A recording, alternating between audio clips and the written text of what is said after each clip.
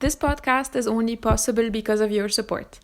Please consider donating, if you can, using the links in the description box. I'm Elia Haber for the Beirut Banyan. 1 month ago, I received an email essentially informing me I graduated. That was one of the strangest moments in my life. Rationally, I knew this was coming, as I've been hard at work on my graduation essay for a while now, and all signs were pointing at its acceptance. Outside of telling a handful of people, I felt no urge to celebrate. I wanted that feeling to echo what many international students are going through, graduating away from home in COVID times. What happened in the weeks after hinted that what I felt could be a more unique experience, shaped by ours truly, the Lebanese experiment. For those of you who don't know, this is not my first graduation. When I think back at the day when I graduated AUB, that was typically eventful, very telling of my existence in Beirut in general. For those of you who've been through commencement, you know you have to be there a bit early for a final rehearsal.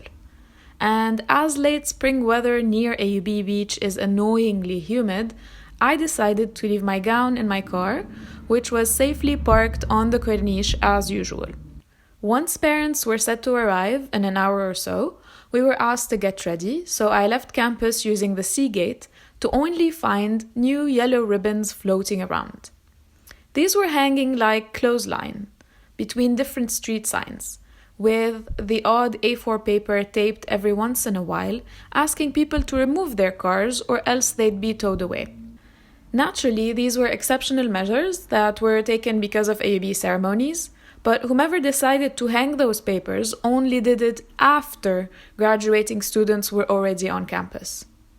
Long story short, and too many bewildered cops later, I was able to figure out where my car was being impounded, got my gown, graduated, and then figured out how to get my car back the next day. That story made me very angry at the time, but I now mostly tell it and laugh. Satire, comedy, memes, whatever you want to call it, has been our way to purge the anger we feel inside, and that didn't start with Thora.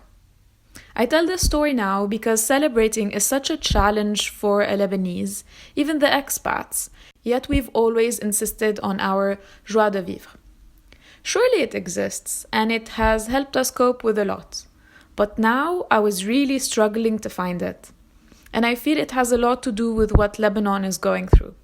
We're going into bankruptcy. We have very limited agriculture and industry. We're in a very precarious geopolitical situation, and we're one among 90 other nations seeking an IMF bailout in COVID times. Who cares if I graduate or not, while the news every day keeps getting grimmer? In the weeks that followed my graduation, I followed how many students wrote their own commencement speeches or participated in online ceremonies, and all I could think of was that I wish I could be less angry for just a moment to enjoy it. The reason I felt and still feel angry is because my country has consistently made me feel that people are just an opportunity for them to seize and never to support. Most of us never graduated into any form of job security, even years after employment. I was asked by a dear friend late night on the phone if I didn't feel sorry for our country. I replied saying I only felt sorry for myself and the years I lost fighting a system that only wanted me gone. A system that is abusive to many of its residents, citizens, and immigrants alike. I feel angry mostly because Riyadh Base's latest investigation into refugee education, or 97% or 51% or any percent, have only sharpened my BS detector to borderline astronomical levels. And it's a shame for that to be the most useful skill I learned in Beirut, how to detect when someone is trying to screw me over. Even as I graduate now, it's mainly an achievement for my hosting country, as it's suicidal to go back to Lebanon. Many international students feel that their original countries are not avenues for them to return to, but not many have had a 3 times currency devaluation as they were writing their theses, or had their passport issuing countries threatened with sanctions as they were weighing in their job options. Nonetheless, I'm talking about it now, a month later. The reason is that, whether I like it or not, there's a lot to celebrate for us Lebanese right now.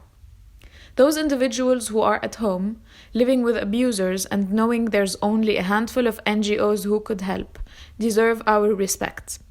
Those who know how to pick their fight with the established regime deserve our respect. Those who kept their dream alive, even at heart for now, should be celebrated.